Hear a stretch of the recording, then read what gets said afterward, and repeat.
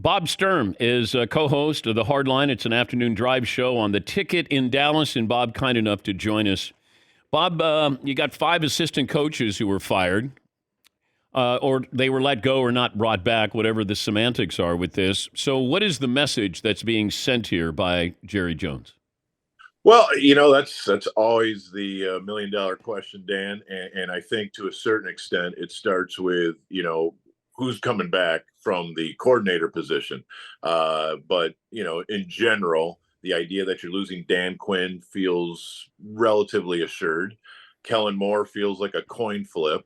And I suppose the opportunity, if you will, or at least the obligation to kind of reimagine your coaching staff and maybe even your offensive scheme, which I would be all for, is clear and present. And I guess they're getting out ahead of that with guys with expiring deals, maybe allowing them to go pursue other possibilities. That's fine. I expect we're not just talking about tier 3 assistant coaches being allowed to expire. I assume there's more sweeping changes afoot, but again, with Jerry, he's pretty good about protecting his cards until he has to tell the world. But you were talking about offensive philosophy, maybe changing that offensive philosophy. Go into detail about that. Well, in general, and this is a sweeping generalization, but allow me that in the sense that Jason Garrett and Scott Linehan installed an offense that was either for Tony Romo or for very, very young Dak Prescott. And very, very young Dak Prescott wasn't making a lot of money, but he was also definitely driving the bus. And as this thing has evolved and as Mike McCarthy has taken over, I was under the impression that McCarthy was going to bring in a lot of the stuff that he likes to do and do a lot less of what Jason Garrett likes to do. But when you look at some key plays, and they're running curls across the board again, just like they were with Jason Garrett, where you pause it 2 seconds into the play, Dan, and you say, okay, if you're quarterback, where are you going with the ball right here? And there's no sort of rub routes or horizontal attacks, crossings, things that modern NFL does without any sort of hesitation. The Cowboys really don't do enough of that. So I think Kellen Moore can design great plays. I don't know that he can design a great offense. And those are two very different things. And I would like to see, the Cowboys do way more of what Dak does well and way less of what they want him to do, which I guess is kind of Tony Romo stuff back there in the pocket. I think Prescott can be fine. I do think their offense doesn't necessarily suit him, especially if you're not going to give him enough playmakers beyond CeeDee Lamb. It's pretty bare. But have they evaluated Dak accurately? I mean, there's a reason why he went where he went in the draft here, and what they're asking him to do. He's not Tony Romo, but are they asking him to be Tony Romo? I think too often they are, and I think this whole league is filled with teams that get to contract time with a guy, and they say, okay, on his best day, can he be at the very back of the top 10? Yes. On his worst day, is he still an average NFL starter? Yes. Okay, so are you willing to give him the going rate for a quarterback? And most of these teams say yes. They panic because they realize the alternative is nothing. And so the Giants are about to do this. No disrespect to Jalen Hurts, but they're about to get him 45 a year. And are we sure Jalen Hurts is a top 5 guy in this league? Well, this year he was great, but he's also on a loaded roster. So all around the league, teams are making these decisions. We don't have Mahomes. We don't have, Josh Allen or Joe Burrow. So what are we going to do? And just about all of them say, all right, extend him at the going rate. Well, the going rate now, Dan, is 5 for 200. And that's a lot of money if a guy isn't the savior.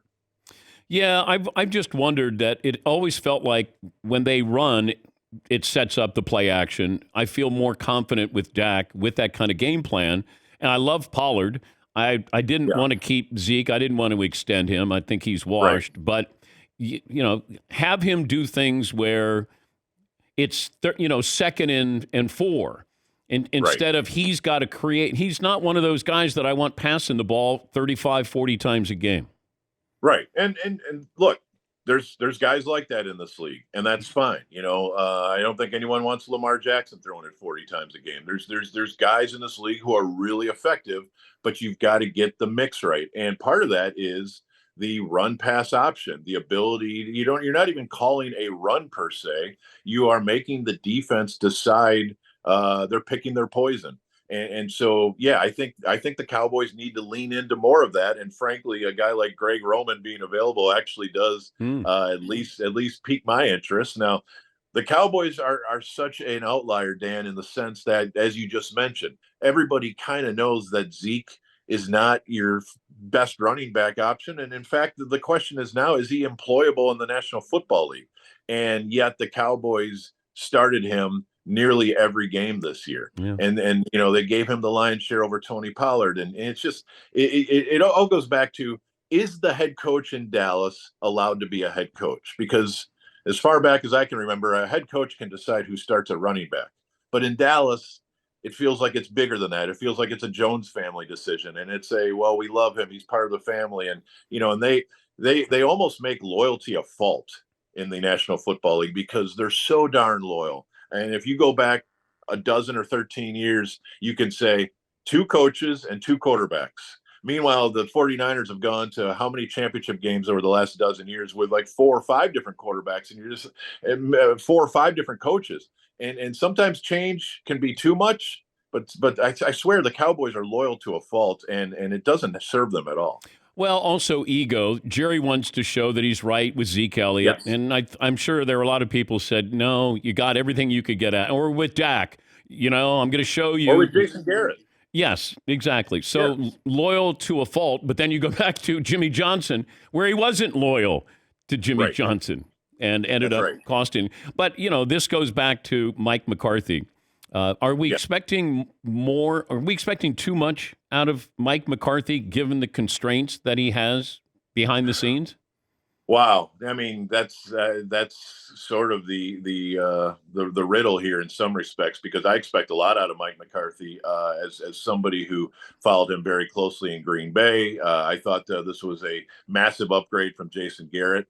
I really thought that he is probably one of those guys that Jerry would trust enough to empower him and to allow him to sort of name his staff. And then the first day on the job, he's like, you know what? Nothing about this offense is going to change. Kellen Moore will still be coordinated. And, we love where they are in developing Dak. And I'm like, Mike, you're an offensive guy since like 1993 with Joe Montana in Kansas City and everything. Yeah. And you're saying you don't want to change anything that just got Jason Garrett fired.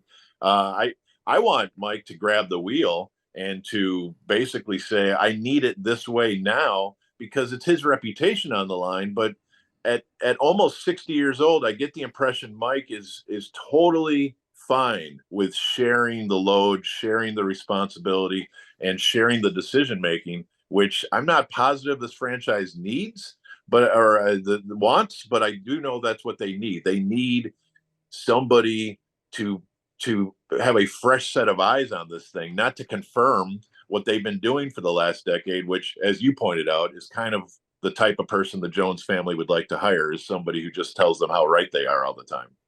How are the fans when you guys take calls on your show? Disgusted. I mean, the fans do not enjoy Cowboy football anymore. The ones that I hear from, Dan, this team could start 14-0 next year, and they would still be upset that this team is going to do something dumb in the playoffs, and they're going to continue this 3-decade run in the desert. And the fact that you haven't won a Super Bowl in 3 decades or 27 years is not that original. I mean, the 49ers have actually been a year longer. It's the fact you haven't been to an NFC championship game in 27 years. That's almost impossible to do, especially with the resources of the Cowboys, and definitely with the primetime TV positioning of the Cowboys and all the chatter and the ratings they generate. But they have avoided the NFC title game. They have avoided a single win in the divisional round for 27 years. And just think about what that says. But if I said to the Dallas fan base, you could have a new coach or a new quarterback. Wow. Boy, that might be a tie. They've talked themselves into the fact that Sean Payton is smarter than Mike McCarthy, even though I kind of think they're the same guy with a different marketing department. Because I can't throw the owner in that question. Yeah. Oh, now we're talking. But okay, owner, coach, quarterback. Owner, 100%. Partly because the owner has insisted on being the general manager, even though, let's be honest, you and I both know he looks at as much tape as my wife does. It's not a lot, but yes, there is a feeling, and I don't want to be disrespectful here, but there is a feeling that as long as Jerry walks the earth, nothing is truly going to change about Cowboy football. There's your poll quote right there from this interview. Bob, thanks for joining us. We appreciate it, and good luck. Yes. Thank you, buddy. It's an honor. Thank you. Bob Strum. He is co-host of the Hardline, the afternoon drive show on 1310 The Ticket in Dallas.